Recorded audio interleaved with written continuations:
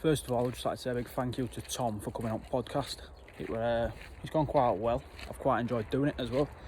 The only issue is we've had to do it via Skype, so to everyone that's listening to it, I apologise for the audio because it's not amazing. It's the only reason, because we've had to do it through Skype because of this lockdown. So for future ones, which I hope Tom will come on again, we'll be doing it face to face and we'll have microphones and everything, so it will be better. So I can only apologise for the first two chaps having a beer and having a chat. That's all it's hoping to be. I think that's all good, mate. I think first question I'll ask you is how's work been? Are you working at home or? Yeah. Well, we're working at home until yesterday. And I got, is it Furloughed or whatever it's called? Furloughed or something? Yeah. Furloughed? Yeah. So I got email through for that. So that's a bit of not brilliant, but it is what it is. It's don't it, you know? Yeah, it's not brilliant working from home, but I suppose it's better than being sat down in Birmingham, isn't it? No, without a doubt, mate. You'd have to pay for your own scam, wouldn't you? Yeah, that's what I mean. If I was in Liverpool now, I'd be fucked because I have to pay for my own food every week. So. I can't imagine it's brilliant doing that, especially because you're a student, aren't you, son? Well, exactly, yeah. I've been up shit quick without a paddle, mate, if truth be told. Especially because I'd been stuck in Liverpool, you know, obviously not allowed to go back, so I'd have been stuck in Liverpool away from everyone, really. It wouldn't have been nice, but I'm glad to be home, if truth be told. So, I mean, you heard everyone complaining about it, but I'd prefer to be at home and sat in Timbuktu with no one else, you know what I mean? Exactly, I'd rather be sat at home with my family, which is gold, rather than, you know, being middle of nowhere, fucked up. And also, I'd rather be in here making sure no one else is going to get it, rather than being outside on the lash. And it just turns out the old down. That's what I mean. What do you think of bigger picture, really? Well, that's it, mate, literally. Even if you look at the sports thing, everyone's crying about the Premier League not being back in the Super League and stuff, but at the end of the day, you're going to get a better quality of football if players aren't going to have coronavirus. I can imagine if, I don't know, Marcelo got coronavirus, you'd be absolutely fucked, wouldn't you? So, yeah. You can't be having players getting it all like that. You've just got to make sure everyone stays safe. It's got to be exactly. But you've just got the odd one or two that are just being a bit, selfish and demanding that it comes back on and all that. Aren't you? You know, in every situation, you're always going to get them sort of people, and selfish. You know, they'll be the ones who regret it a few months' time when they're saying goodbye to the loved ones. To pass it on, you know. So I mean, they think, it's not going to affect me. It's not going to affect me. Next minute, they'll give it to their parents, grandparents, whoever the loved ones are. Exactly, and then the next minute, you see the Prime Minister's in intensive care. I mean, obviously, as you know, I'm a Labour supporter. And that was a shock to the system to see how Bogsy. Big Boris. For you. But it's what is it? It's what I've noticed as well from Twitter is it's people that are going around saying that they're glad he's gone into intensive care and stuff like that. I know you might not have voted for him, but I think it's Christ, he's got a wife and 4 kids, and he's still a bloke. At the end of the day, he shouldn't be wishing out bad upon anyone else. You know what I mean? I'm not exactly the biggest Tory sympathiser in the world. I hate him, to be honest, but there's no way you're going to see me wishing ill upon Boris Johnson or something. He's literally a fella with a baby on the way. I know he's got other kids, but he's got a baby on the way with his missus, and I just think if he dies, that kid's going to grow up without a dad. Who wants that, you know? Yeah, exactly. Political alliance. It wouldn't be nice for it. No, it wouldn't. It'd be the same if it was the other way around, you know. If it was Jeremy Corbyn, imagine the Tories coming out. I couldn't imagine a Tory voter coming out and saying that. As cruel as some Tory voters can be, I just think sometimes the left are just ridiculous. I think they want to cause a stir a lot of the time, and I think that's why they're so unelectable at the moment, because you've got people on social media saying these things, and it's like, well, why would I want to align myself with these people? Yeah, you've got but it's the small minority of people that ruin it that affect it for bigger picture. Exactly, it ruins it. So it was like bringing it back to sports, like when Liverpool played Man City a couple of years ago. I think the anniversary was the other day, and in the Champions League, and Liverpool fans do bottles of Copperberg at the bus. Now it's quite funny, look, because it didn't really cause that much harm, but like that could have been really serious. Only the year before there was a terrorist bomb that hit a Borussia Dortmund bus, to say one of them smashed through and hit Pep Guardiola in the head, knock him out, you're talking a ban from Europe, you know, for something that serious. So like, it's just ridiculous. Like the small minority literally will ruin things if you let them. And I think that's why you need to have verification on your social medias and stuff, mate, because I just think people aren't being held accountable for this amount of shit they're coming out with recently. It's just disgusting, some of the stuff, really, to be honest. Yeah, some of the stuff that people are coming out with, they need to be, like you say, held accountable for it, because there's a lot of stuff that keeps coming out. But then they try and go back and they say it behind screen, and then the minute that it comes to saying it in person, they're, oh no, I didn't mean it like this, didn't mean it like that. They've got one story for one story for other, aren't they? Yeah, exactly right, mate. They wouldn't say it to Boris Johnson's face. They wouldn't say it to a right-wing supporter's face. They wouldn't say it to, I don't know, the police, let's say, for example, because that's who they deserve to be in front of. They wouldn't dare say it in front of them, so why not? If you're going to say that stuff, you need to be held accountable, because it is disgusting, some of the stuff you see. From both sides, it's from left. Honestly, it's a bit of an attack on Labour, but on both sides, it's just disgusting. Oh yeah, there's definitely, it's not one-sided at all. There's definitely negatives to come out of both sides of it, especially with election that there were a lot of stuff being said about Jeremy Corbyn as well as Boris Johnson.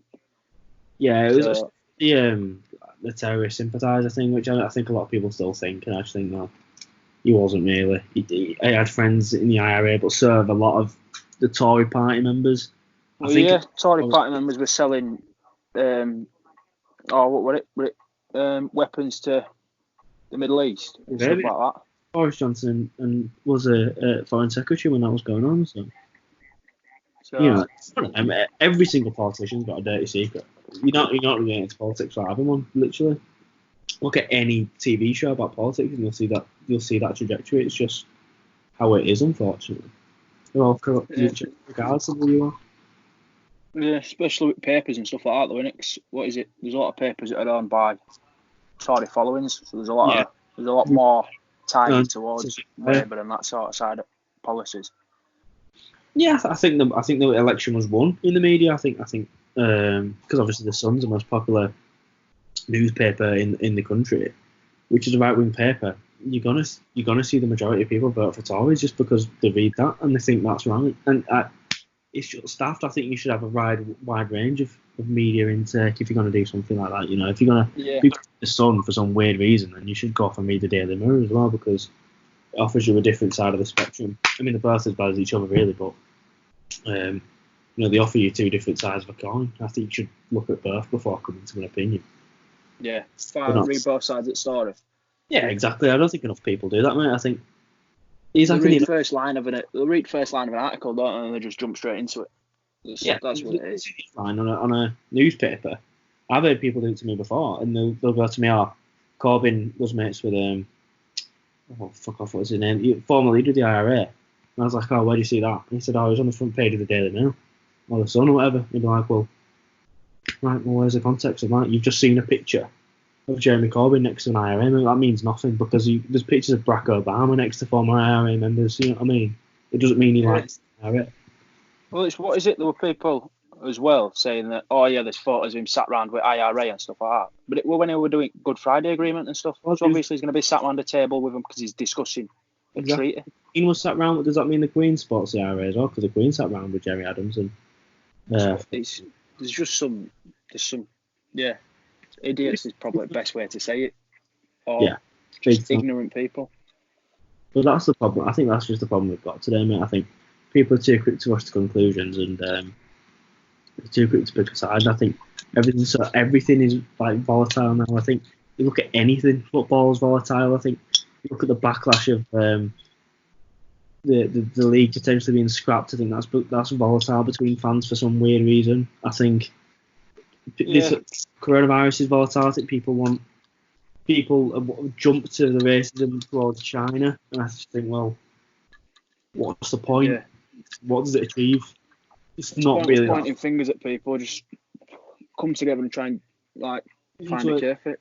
Exactly. Finding blame isn't going to help anything. You literally could look at any world war, any war in history. Look at where someone put the blame on someone and look at the backlash. There's another war within about 10 years. I'm not saying there's going to be a war on the back of this, but It never ends. They're just blaming someone because they're just going to want revenge for that. You know, and I just think, why can't we just come together and just try and find that cure together rather than everyone goes to China. China, one of the biggest countries in the world. Like, they've got one of the biggest militaries as well. They've got the biggest military economy. They've got all sorts. Their economy's still growing. That's how much of a powerhouse they are. You know, everyone else is collapsing, and China's is just sweet. They're not even asked. They'll just keep growing because they've just got so much fucking stuff to do. Yeah. And it's just they are one of them that you won't want to pick on. To be fair. Yeah, and it's huge. The Chinese, the Russians, and the Yanks, and they're the three. You'd be like, well, I wouldn't want to go down there in a dark alley if I'd been chatting shit about them. Like, I know, that's what I mean. But then you've still got people like just someone with a EDL tattoo on his calf, drinking Stella in the middle of his garden because he's unemployed. Yeah, chatting shit about Chinese, don't you? On a podcast. So it is. Yeah, exactly, mate. I think people are just so... You'll see so many racist opinions, but people are just uneducated. And I think a lot of people in racial minorities have pointed out that racism is due to a lack of education rather than... the natural... being brought up as racist, just don't get the education sometimes. And I think that's a massive factor. I know for obviously I'm not racist. I know you're not racist, and that's because obviously we're brought up the right way to know that people, it's just, I don't know. I just think it's stupid. And then you just get people from not the best backgrounds in the world, who haven't had the best educations in the world. This is obviously a massive stereotype, but a good part of them will rush to the racism of anti-Muslim agendas or now an anti-Chinese agenda. Just because a small minority in it with anti-Muslim, which is obviously a massive stereotype, and it's completely out of order to rush to that stereotype. But you've still got bigots that do, don't you? Yeah, you're always going to get that, mate. That's what I mean. I'll go into some lighter stuff anyway, because obviously we started that. we went quite deep with the first bit. Because he's going to get quite a bleak turn just because of what's going on in the world. In terms of what do you think should happen? Obviously, the UEFA president came out yesterday and said, under no circumstances will any top flight leagues null and void this season. But what do you think, if you were the FIFA president, what would you do? Would you null and void it, or would you keep it on and suspend it? I would, because I've seen it. I've seen odd one or two people mention it when I've been on Twitter. Yeah. Would be to have the top two, so from Championship and then from League One and League Two. Yeah. Because you have two automatics. Don't you have first place that win it and then second place from Championship anyway. Yeah. And then you have two that come down from Premier League, so do a playoff between them, and then whoever wins top two out of them goes to Premier League. Yeah. And then top two get relegated, or have two get promoted from Championship into Premier League, and then have four relegated next season. And then obviously, could you not have it so two automatically go up and two automatically go down, and then you have a playoff between the team who finished 13th and the team who finished third in the Championship, like they do over in Germany, and they do it in Scotland as well. Yeah. I think that would work. I think you can only do that temporarily though, because I think regardless of what you do, I think you're gonna have a massive backlash from certain clubs. Yeah. Especially if you look at, I'm going to get the Premier League table, not the Premier League table, the Championship table now. If you get that up, it's is it West Brom, Leeds are top two, I think it is. Then you've got Fulham, Brentford. I think between something ridiculous like second and 11th place, they can all, down to 11th, 12th place, can all get playoffs. So you'll have a ridiculous amount of teams. With 9 games to go, there's a 20-point gap between first and 12th. There's a 5-point gap between 6th and 12th. 6-point gap between 13th and 6th, sorry. So, like, I don't know. I think you get the top two up, which Leeds and West Brom, then you put Fulham in the playoff with, I think right now it'd be Aston Villa. Correct me if I'm wrong, but Fulham versus whoever 18th in the table. You've then got Brentford who would then sue the FA. Yeah. You have Forest who sue the FA and Preston who sue the FA. And I think Barnsley and Luton have something to say because they're more incapable of staying up. So yeah, with 9 games to go, I think whatever it is, as I was saying, whatever you do, it's unfair. So Oh yeah. I don't know. I Well, think what I'd do is I'd keep it going, and then I'd just have a break from Yeah. whenever it finishes. Give it a month and a half, and then start Yeah. again. That's probably one of the best things to do. I'd say, because then you haven't got the issue, because if they'd have to pay back all TV rights for Premier League if they were to cancel it back to Sky. Yeah, that's what I think. That's why furloughing the season. Football comes furloughing the staff. Sorry, it's like Liverpool doing it and Tottenham doing it and Newcastle doing it. I understand why they did it, looking into it financially, because they may still have to pay the TV money. They may still have to pay the players who are running out the contract post June, even though they're not even going to be employed by the club anymore. They're probably now they have to pay the full wages now. And I just think how teams. I'll have a look at Premier League clubs down the bottom end. You look at Sheffield United's. We've only had the Premier League money for a season. How are they going to cope? That's what I mean. And then you've got like Man United that have had it for however many years. Liverpool, Man City. You've just Chelsea, got whoever. big money there, aren't you? They'll be fine. But it's like it's smaller teams that you've got to worry about. Same with if they were to cancel it. Burnley. Yeah. If I was Burnley and Bournemouth, they'd be the two teams I'd be worried about. Yeah. Because I don't think Burnley, even though they're 10th in the table right now, they're not exactly a big club, no offence to them. If any Burnley fans ever do listen to this podcast, that's certainly do. They're not the biggest club in the division. They're from quite I wouldn't say the most affluent area in Lancashire. Bournemouth have the smallest stadium in the Premier League by far. So to go on and pay all the staff and then have to pay the TV money back. Which is it the entire season's TV money they have to pay, or is it just the last 8 games? I'm not sure. I just know that I'm not sure how it works. Or last 9 games, I should say. It's really weird. I'm not quite sure how it works either, to be honest. It is quite a weird one. But if they're going to cancel it, I think you've got to give Liverpool the title. Obviously, I'm quite biased, obviously being a Liverpool fan, but I think you've got to give Liverpool the Premier League title. I don't see how that's fair if you're not going to give them that title. I know obviously Man City have a game in hand, and they're only he got to 22 points with 9 games to go, which is still mathematically possible, but Liverpool aren't but 3 points in that time. It's just not going to happen. And then you've got people that are saying it all over like Instagram and Twitter and stuff like that. I know I say Instagram and Twitter, but I haven't got Facebook at all, so it's all I use. But you see them all there saying, "Oh yeah, well Juventus says they won't accept it," but that's because they're 2 points, 3 points between first and second place. I understand why they won't accept it. I think it's stupid not accepting it. If you're top of the league, I would be all over accepting it. But without question, how can you not give Liverpool the Premier League title? And I also think... Well, the 20 plus points clear out there. It's not like, even if they were to run it out, they're more than likely going to win league. So you might as well give it to them. But then when you've got likes of Bundesliga and all them that are all still within 2 or 3 points, within the title. I'm not giving them that.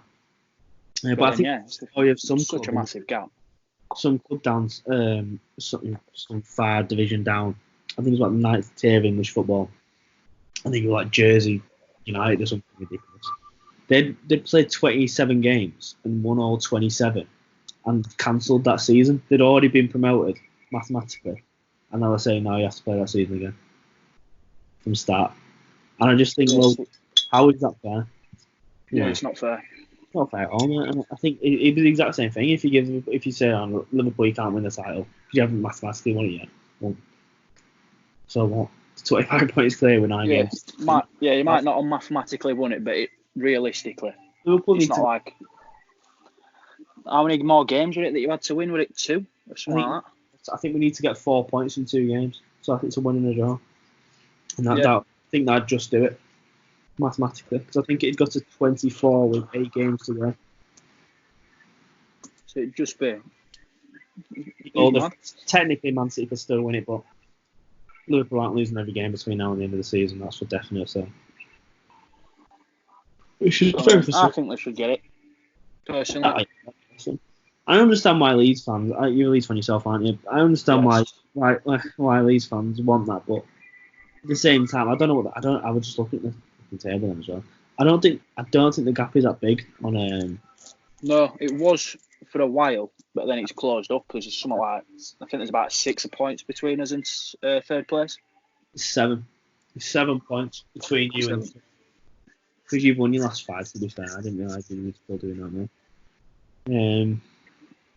But yeah, I do want Leeds to come off, but I don't see how he can justify them coming up and then not having a playoff. Yeah.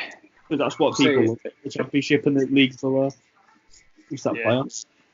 I don't think it'd be fair cutting it short, terminating it whatsoever, just because you've got suspend it, and then when the season can play again, I think suspend it. I think that's the only time you can do it. Because with your smaller clubs, let's say that are in lower leagues, if to be fair, there's some that are in Championship really, like with likes of Luton, I think Barnsley, Luton, stuff like that rely on ticket sales and stuff like that. Yeah, it's not like if you shut that, they'll go bust. So if they've got to then pay the players, then pay back TV license, pay all the alt staff and everything like that. Once they've paid all that out, they're gonna have no money. So I wouldn't be surprised if a lot of teams went bust. Yeah, exactly. I mean, you just look at I'm just looking at League One table now. I've gone down a bit. There's only 23 teams obviously in the League One because of Bury getting expelled and stuff. So another question would be, how many teams come up from the conference if you're going to scrap it next season? You're going to have the same situation again where you're going to have an uneven amount of games. I think it's not, but it's 44, I think, games to play. And then you get a playoff. But you end up with 91 teams in the Football League plus the Premiership. And where does that end? Like, does that just come into effect not happening in the 2021-22 season? It's just an extra season of uncertainty, I think, for teams. I don't think many teams could survive this if they scrap it. There'll be a lot of teams that struggle. Because even though a lot of teams in this down here rely on gate receipts, you still get the occasional TV game, when there's no Premier League stuff, when no Premier League games on. And that TV money will go a long way to supporting the clubs like the FA Cup fixtures and that. If they're going to pay all that back, they will not. You'll see about Bolton nearly went down last season without all this. And Bolton are a massive club. Yeah, that's what I mean. But you've got likes of Portsmouth as well. They're a big club. They were in Premier League a couple of years ago, weren't they? Yeah, exactly. I say a couple, it were a while back now, but you know what I mean? And now you're looking at them. So I don't think they'd be able to survive it. Yeah, I'm looking at fourth in League One. Coventry were top. They're ground sharing with Birmingham because they literally can't afford their own ground. I don't know how to survive it. No, I won't be surprised if they go. I don't know how Sunderland are going to survive it because I don't know if you've watched that documentary, but they're shipping money out as no tomorrow, so not how they're going to be able to fund. And they're a big club. No, well, Sunderland is that famous song, but Sunderland are a massive club, aren't they? Like they're as big as Newcastle, in my opinion. They're arguably bigger than. To be fair, I won't be surprised if it's bigger than some Premier League clubs. Oh, without question. If you look at, that's what I mean. Let me have a look at the Premier League table. If you look at people like Bournemouth, they're bigger than them. They're definitely bigger than Burnley. They're definitely bigger than Sheffield United. Yeah. Big Palace. I want to say they're bigger than Everton, but they're bigger than Brighton. Bigger than Watford. And definitely bigger than Norwich. There's quite a lot of teams that are bigger than, and they're in the same as as a Newcastle United. I think Sunderland and Newcastle are on a really similar level in terms of fame and in terms of history and stuff. They both don't really have that much history, but what they've got is special to the fans, and that's massive to them. It's like Leeds. Leeds don't have that much history, really. No, not in relation to trophies and stuff like that. But they've got history in terms of stories, and I think Sunderland obviously beating Leeds famously in the cup final about 40 years. Newcastle getting to the Champions League quarter or semi-finals about 15, 20 years ago, having Alan Shearer. That's what I mean, yeah. There's a lot of stories. And like Newcastle, in the staff, obviously Mike Ashley's a multi-billionaire, and I think it's greedy as fuck from him, but the club isn't just his money. It's obviously this gate receipts as well. It's the TV money. If they're not getting that in, then they're losing a big chunk of money. Then they've also got to pay the staff as well, plus the players. You're going to see a lot of Premier League go bust. Never mind Championship and League One team, because Premier League will not be able to survive that. I know obviously Gary Neville and people like that have said they can, but how can Burnley and Crystal Palace survive that? I don't see how they can. No. Not when they've got to return. I don't know how much Sky pay for TV licensing, but I won't be surprised if it's in hundreds of millions, tens of millions, high tens. You know what I mean? I think it depends per team. Obviously, I think Liverpool, Man City, and Man United are going to get the lump sum. Yeah, because they're obviously going to get most views, aren't they? I mean, because I know Amazon paid for the Boxing Day games and stuff like that, didn't they, this year? Money for them games because it was 3 o'clock as well, and technically that's illegal.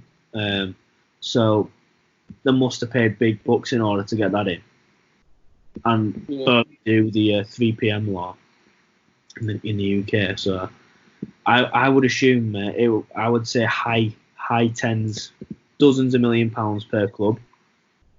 Probably per season, maybe even hundreds of £1 million for Liverpool and Man City. Because if Liverpool are bringing in, I think it was 5 weeks ago, a pre-tax profit of £45 million or something. I mean, there's got to be more than just dozens of £1 million coming in from TV. There's got to be something else, more than just that, obviously. So, without that, even obviously Man City, Liverpool, Chelsea are the big six will always survive this. And Everton probably as well will survive it. But look at Brighton and Hove Albion sitting down in 15th place. The seats and TV money is what's keeping that club going. That's what I mean. It's late on its season as well, isn't it? So they might not have kept it to one side or like that, because obviously you're not gonna. You don't see these things coming, so they've spent a lot of it. So where they're going to try and find, say, £50 million from? Exactly. Paid $50 million. I think you're going to see a flash sale of players leaving the league at the end of this season, whenever the transfer window does happen, if it does.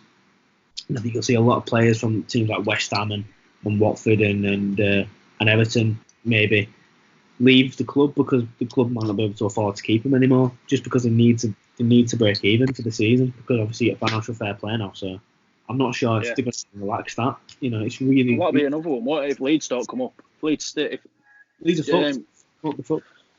Oh yeah, we'll be absolutely screwed if they've got the fair play to worry about now. Yep, we do. We were under financial fair play last season, so I wonder what it'll be like this season. Yeah, you fell below it, didn't you? So you need to come up this season in order to avoid a hit. Yeah, so you don't get. We'll be absolute. So now, was it Wednesday that's just being hit by it? I think it was Wednesday. Yeah, I assume they're going to get the deduction and inevitably get relegated. If Leeds start next season with like a 15-point deduction or something. Oh yeah, I wouldn't be surprised if we finished, if not relegation. But I don't think you would finish in the relegation though, because I think if you take 15 points off you now, I'll double check. If you take 15 points off you now, you'd end up with 56 points, which would land you in 6th place. But I suppose it's not ideal, though, is it? It's the end of the world, but at the same time, you've then got to go to the playoffs again, which Leeds are not a playoff club. They showed that last season, and I just think it's not fair considering you're in the driver's seat to go up now. And time will tell, but I really don't see another way around it apart from just suspending the season and just playing it from June, because I don't know what else you can do. I just don't think you can cancel it. No, but then you've got argument of if they play it from June, then what they're going to do when technically this season finishes and next season's supposed to begin. As long as I think as long as you don't start next season ridiculously, like in November and December, then I think you're fine. I think you can get away with finishing the season in August this season, having a month and a half break and coming back in October. I think you can get up to that, because 6 weeks is long enough for players to rest and recuperate and to bring players in. And then especially with resting that they'll have had over this period that football's been off. I know they won't be off, obviously, they'll still be training and stuff like that, but they've not got the pressure at games and stuff. Yeah, they're going to have a lot of midweek games next season. Even the Premier League, never mind. I don't know how the EFL are going to manage the games, but the Premier League are going to have to do that because the Euros in June. Maybe they can carry on the Championship, League One and League Two past during the Euros, just because there's not going to be that many players going. There might be one or two that go to lower ones, like let's say might go to Wales or Scotland or someone like that. But you could argue and say that they'd be able to play through, because one or two players from a team, it might it'll make a difference. Don't get me wrong, but I don't think it'd make as much of a difference as if half a team's missing, like it would in Premier League. Yeah, without question. If you carried on the Premier League season during the Euros, bloody hell, you'd end up playing all the academy players, wouldn't you? Because everyone's in division. But I think you can get away with the Championship and stuff. I think you'd be fine with that. I don't know if you're allowed to. I don't know exactly. I don't know ins and outs of it, but no, honestly, other sports are suffering as well. I don't know if you're that much into rugby league or anything, but I used to be. Don't know more. Don't follow it no more.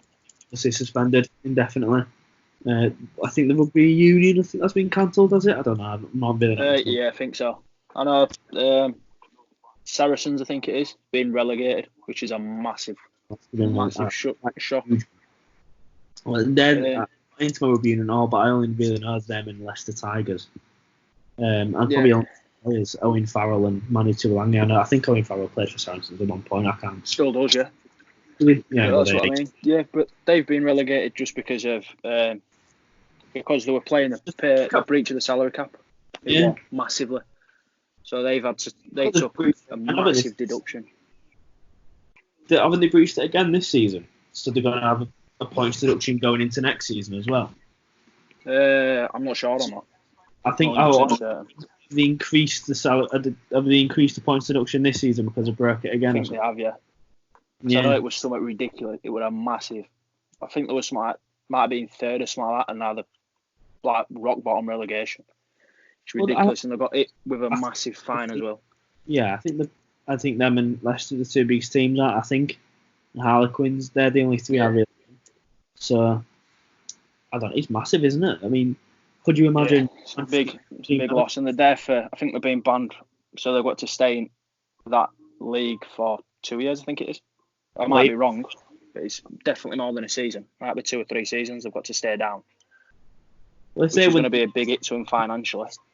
They're still in the Champions Cup or whatever, the European Champions League, their version of the Champions League, basically. Yeah. I think if that's not been cancelled, they're still in that, aren't they? So say if they win that, they'll be in it again next season, whilst being in the Rugby Union Championship. You know, and well, a lot of players that have been relegated with them says they're staying, like Owen Farrell. Owen Farrell says that he's staying with Saracens. I really do respect that, to be honest. Yeah, that's what I mean. So you've got top of the league. I'm looking now. They'd be joint top. No, they'd be second in the league with Exeter if they haven't had this points deduction now. That's what I mean. And they're getting relegated. They're a big club. They've got a lot of players that play for England as well from them. So I wonder what that's going to do with Eddie Jones, because if he's willing to play, because I know that they're not in top flight division. If he's willing to play them still. Yeah. Saracens. They're like the Leeds Rhinos or Wigan Warriors of the Super League, aren't they? Of that other card. I'm just looking at the Super League table now. I mean, I don't know how I've set that for years. I'll tell you how it's going. Toronto Wolfpack are bottom with 0 points after the 6 games. Leeds Rhinos, my team, are third with 2 games in hand. That'll do me. And Wigan and Cass are joint top. And where are Saints? Saints are 6th. But yeah, I mean, so many sports have been massively affected. Like, I don't know if you saw the virtual Grand National on Saturday. I don't know if you had a bet on it. No, I didn't. I know I fucking lost, as per usual. But yeah, it's mental. The coronavirus is something that I think any podcast we do for the next few months, it's all we'll talk about. Yeah, of course.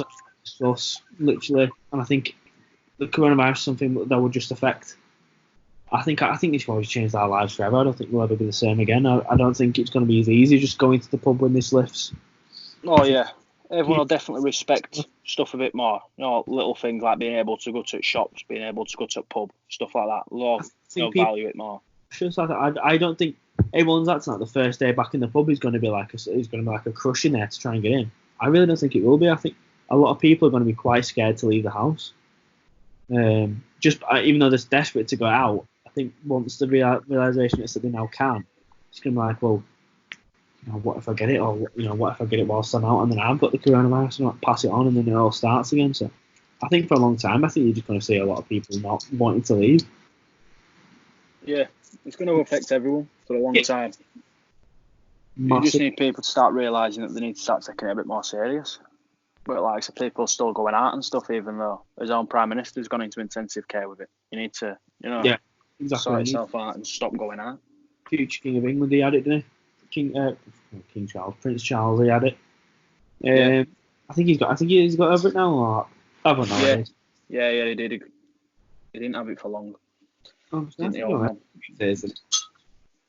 But it's just ridiculous. It is. It will affect us for a long time. It will affect us well after it's finished. With our people acts and stuff like that. It will affect relationships with people. Yeah, big See time. how they're acting with it. Yeah, big time. I think you've only got to look at how people are acting around. Well, I'm gonna say people how much they miss their boyfriend and girlfriend. I don't think a lot of relationships will last through this. No. You've got a lot of people thinking that it's just going to last 3 weeks, and those that think it's going to last 3 weeks are ridiculous. Oh yeah, it's fucking stupid. It's supposed to, if it was going to last 3 weeks, it's only got 6 more days left, which we're not even in our 30th day of having. So the 30th day is supposed to be the peak. We're not even at I think we're about the 26th day.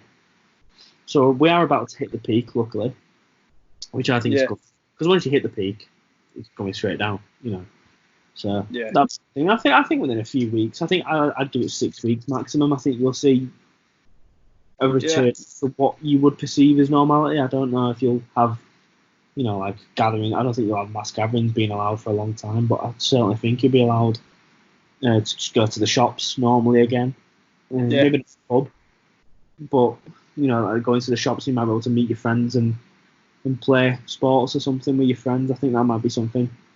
But I certainly don't think gatherings are going to be a thing for a long time. Maybe not until after June, maybe even July. So maybe you play the Premier League and behind closed doors, bring them back to sports.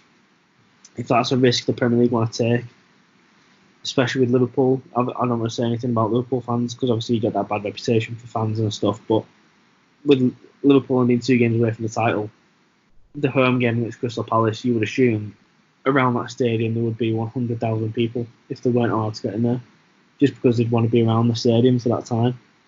So you've got that issue, haven't you? Because fans will still gather, they just won't gather in the stadiums. Yeah, exactly. So I think you can't even risk it because the fans just won't respond properly.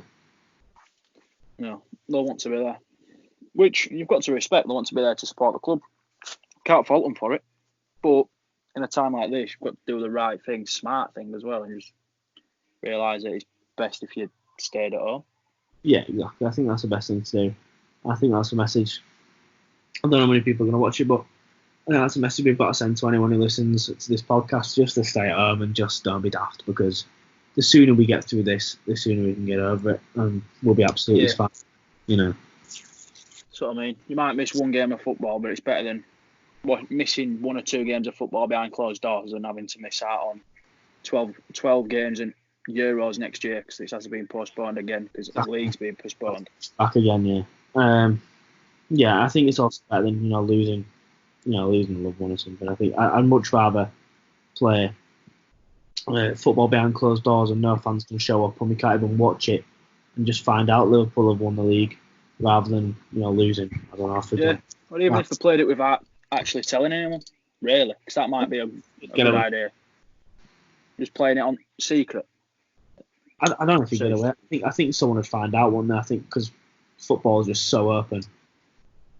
That someone would find out eventually. But I don't know. I think it's one of them. If it's only 2 games though for Liverpool to win league, I suppose it won't be too bad. 7. Then if you're going to give Liverpool the title, then you've got to play the other 7 to find out if Villa get relegated. Yeah, I suppose. Well, it's not just 4 in the Premier League, is it? There's 19 other teams for different things. So. Yeah, but make it fair for everyone. Yeah. So, regardless of what you do, I mean, you could get to an even amount of games and then say, right, that's the season done.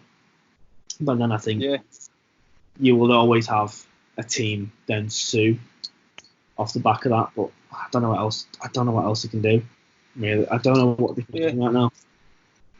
Well, because West Ham, you could argue, were a big team, and they're relegation. I think are they still in relegation at the minute? West Ham, 15th, 14th at the moment. So I've got a feeling they won't be too impressed by it. But then you've just got to think, well, what else can you do? You can't keep saying. I don't think they'd be too arsed. But 17 teams would be fine with it. Yeah. That's the thing. So would you rather have 17 teams who are going to be in your league anyway next season be fine with it?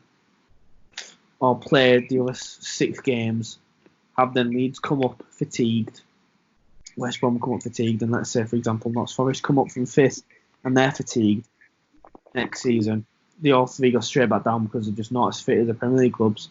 And then you look at it and think, well, the only reason they went down is because of the coronavirus. So either way, it's going to be unfair. So do you want unfair on? But what you could argue is those teams that go down, the only excuse that they'd have is they'd have come up if they had the extra 4 games or whatever it was. But then they'd come up next season, surely, won't they? If they're clearly better than Championship, and they'd come back up. Yeah, exactly. So you've got no excuse going into the Premiership, going into the Championship. And it's an hard league as well, just because of the sheer amount of games. Because there's more teams in there than Premier League. 2 games a week, then you've got the League Cup and the FA Cup. It's an absolute, as Bootlegger would say, it's an absolute of a campaign. The Championship, I think, it's the hardest league to get out of. It's the most competitive league, I'd say, in the world, because everyone. It's a busy league. Yeah, it's mental. I could not cope supporting a team in the Championship. There's too many games. It just pissed me the fuck off. I'm honest. Yeah. But then you've got, everyone wants to get out of it just because of the money that you get, don't you? That's it. Exactly. Really. Just the amount of money that you get just from getting promoted is ridiculous, and even relegated. You get the Premiership. Yeah, I think it's just the Premiership. I think you get that. But Sunderland have just announced that first team players, contracted academy players, and backroom staff have all been placed on furlough leave. So they're all on the same as 80% of the wages, which I don't think is too bad for professional football. But I mean, Sunderland are now relying on government payouts because, as I was saying earlier on, I don't think Sunderland could survive it because they're making massive losses. I don't know if you've watched the documentary, but no, I haven't. Well, I won't spoil too much for you, but they were saying at the start of the season they were making £40 million losses every year going into the League One season, and they were just survive that. It's obviously not. Yeah, they're obviously not going to survive either. They're making that much loss. Yeah, exactly. So I would assume they're still not going to be turning a profit now. I mean, I haven't checked the financials, so I might be completely wrong. But there's no way they could survive paying all the players without any game revenue or TV money coming in. Because Sunderland do get a fair bit of TV, to be fair to them. But without that, what can you do? They've got to furlough the players. I think that's only fair, to be completely honest. Yeah. Go bust. Because the owners in that division will not have that much money. You can say, Liverpool's owners, where's your back pocket? But for Sunderland and for, I don't know, other League One clubs, for example, like Portsmouth, as you say, and Coventry, they're going to really struggle, finding this money. Yeah. The owners are hardly flush with cash in comparison. Obviously, they have a fair bit, but in comparison to even Championship clubs, they're not going to have any money either, So I fully understand the decision, and to be honest, I agree with the decision. I don't know if it's even controversial yet. I don't know if anyone said anything, but for me, I agree with the decision to furlough the players' wages. I don't know about you. Well, I'd prefer them to be furloughed on a team of that calibre. Stay a team. If you want them to end up in the same as Bury, or is it Bury? I don't know how you pronounce it. I always say Bury, mate. I'm from Yorkshire, so I think it's Bury for us. Yeah. I know what you mean, exactly. Like, you don't want another situation like Bury or whatever the fuck it's called. You don't want another Wimbledon situation where it become a franchise or something. You just want the team to survive. Yeah. That's what I mean. It's never good watching a team crumble. Whatsoever. I think you will see teams crumble through this. I really do think you will. Oh, yeah. Yeah, without a doubt. I was speaking to a mate of mine. I used to work at Opta last season, the football stats people. And a mate of mine who worked there was a scout at Bury, not Bury, whatever the fuck they were called, before they got made bust. And he was either like a chief data analyst or like a scout or something. And he was telling me in March, the writing was on the wall. If they don't get a new owner, they're going to go bust because the owner doesn't care. And like he was saying, we aren't the only team like this. Like Macclesfield are fucked at the moment. Shrewsbury Town are fucked at the moment. I do believe Southend are fucked at the moment. These teams, I know we've only mentioned like Coventry and stuff, but like you can even look at like League Two. I'd say about 15 of them clubs are going to be fucked. Yeah. Oh yeah. There'll be a lot of teams that aren't going to survive this. There'll be a lot of teams that'll struggle. If not, they'll go bust this season. Wouldn't be surprised if they go bust next, maybe season after. They'll be struggling to come out of it massively. Yeah, without question. It's just going to be a difficult situation for a lot of clubs. Not just your non-league or your League Two, but like you were saying, especially with some Championship teams as well, and some Premier League teams will be struggling with it. Yeah, I think quite a lot of Premier League. Oh, I don't think every Premier League club, obviously. I think quite a lot of them will get through it, but I think there'll be a couple who you'll see in a perilous situation come September if football's still not back on. Yeah. Yeah, that's what I mean. There'll be a lot, but yeah. Yeah, well, there you go. I mean, I think we've pretty much covered everything to do with the coronavirus. I don't think Yes. Seems the news and anything else, mate. So, I mean, if you want to end it there, then we'll come back next week and reconvene what's going on. I think it's going to have to be ended there, so. Yeah. Now we spoke about it, there's not much more to stress about how important it is to stay indoors and all that, is it? Really, just to keep the football. Yeah, exactly. There's not much we can say, can we? So, all I would say to anyone listening is stay indoors, stay safe, and don't be a cunt. That's what I'd say. That's all you can say, really. Aye, much appreciated. Well, thanks for your time, Tucker. Cheers, mate. I'll be on next week if you want me on. Aye. I'll be there, mate. So, nice one, mate. I'll speak to you soon. Nice one. Right, bye-bye. Bye.